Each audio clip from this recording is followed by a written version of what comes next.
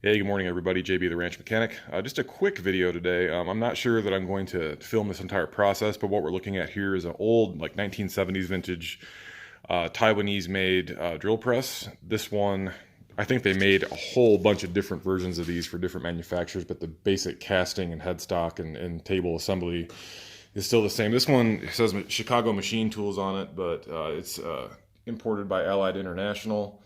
It's an I-14 model. And it is made in Taiwan. We got this at an auction for pretty much pennies, but we went to go put a chuck in it, and the spindle's bent. So I had the whole spindle apart. I actually just got everything pressed back together when I decided to shoot this video. But there are 3 bearings inside the quill. There is a larger ball bearing with a thrust bearing right behind that, and then at the top of the quill there is another smaller ball bearing, and there's a little threaded portion of the splined area of the shaft where the top of the spindle kind of locks into the quill, and then this little star nut slash castle nut kind of hold everything together. But anyway, I got the spindle as straight as I could on my lathe. I kind of put it on an indicator and tapped everything back into place the best I could, and then I ran a number 2 Morse taper reamer, because it is a number 2 Morse taper spindle inside there. And I reamed out the inside just a hair, just where the high spots were, and it's better, but it's not perfect. This is never going to be a high precision drill press anyway. We're just trying to get it serviceable, so there's still probably 4 or 5 thousandths to run out. So it's not perfect. It's never going to drill perfect holes, but as long as it's somewhat usable, then we'll be okay. So anyway, the plan right now is I've got the handle and everything all taken apart. I got it broken down to most of the major pieces. The jack shaft and the belt housing and everything's over there. This is kind of a mess right now, but basically this thing's coated in a layer of crap. So I kind of started cleaning it over on this side, so you can see the original paint is underneath there, and it's actually in decent shape. So I don't think I'm going to repaint it or anything, but what I'm going to do is just go through. I got some Scotch-Brite pads. I'm just going to clean up most of these surfaces, get this layer of rust kind of off the column and the rack, clean out the little gears down there for the adjustable table, get the table cleaned up and trued up as best I can with the flat stone, and yeah, we'll just go from there. Basically, it's just getting the years of grease and grime off of it and getting it back into usable condition. So again, I'm not gonna film the whole thing, just kind of a quick before and after and just a little glimpse into what I do with my day sometimes. So anyway, I'm going to go ahead and get started on that, and we'll come back here shortly, and I'll show you how far I got and what we did. Just a quick cleanup, he said. It'll be fun, he said. Now, actually, my OCD when it comes to machine tools is getting the better of me. And as you can see, I've got most of the grime cleaned off the painted surfaces, but the column, the base, and the inside of the table adjustment need a little bit of help. So the easiest way for me to attack that is with it disassembled. So I went ahead and broke it down. Surprisingly, it's just a couple of little 4mm set screws that hold the whole column and table and everything on. So yeah, it was very easy to take apart. It just lifted right off.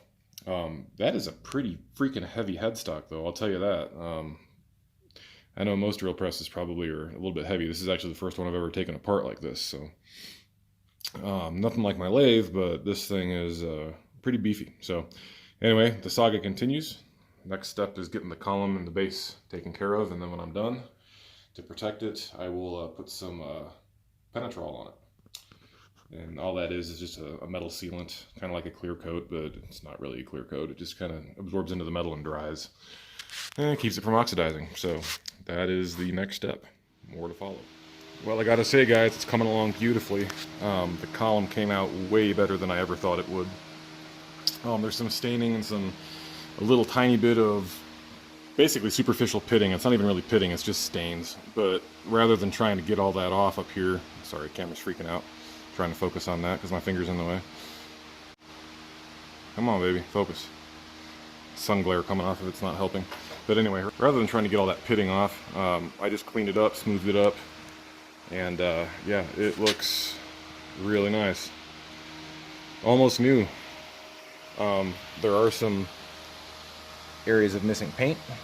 It's down to the primer in some spots. So I'd like to try to find a paint coat or something for this thing. I'm not really going to be able to lug it into a Sherwin-Williams or anything because I don't have any Sherwin-Williams or Benjamin Moore stores anywhere near me.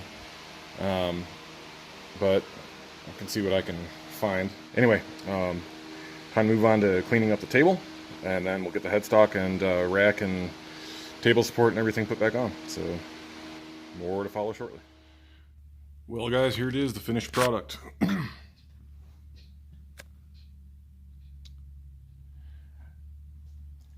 Yeah, she cleaned up pretty nice. There's a few areas where some paint's been scraped off and some pitting and some rust and some primer showing and whatnot, but all in all, it cleaned up very well. Unfortunately, the spindle run out is still more than what I would consider usable. I think I may have located, they don't make parts for this particular drill press anymore, but I think I may have located a spindle assembly that may be compatible with it, and it's relatively inexpensive, so I'm going to try to order that and maybe see if I can replace the whole deal. But as you can see, it runs nice and quiet, but I don't know if it's showing up on the camera or not, but it's awfully wobbly. So I'm not sure if that's really going to work for us or not. We'll just have to kind of see, but everything's all greased up. She runs nice and quiet. So yeah, eventually I'll have to see what I can find for it, but a little bit of elbow grease and a few hours of my time, and she's probably as pretty as she's been in 40 years. So yeah, there it is, just a quick little project. Get this drill press back up in at least somewhat working condition. It'll still punch holes and stuff, but not very accurately. So we're going to see if we can remedy that problem next. But anyway, thanks for watching, guys. This is just a quick little snippet of what I do sometimes when the boss lets me. So if you like what you see here and you want to see more, go ahead and subscribe to the channel, and we'll have more coming for you here very soon. Lots of other cool things in the works. So if you like what you see, again, hit subscribe. Thanks again for watching, guys. I appreciate it. And we'll catch you on the next one. See ya.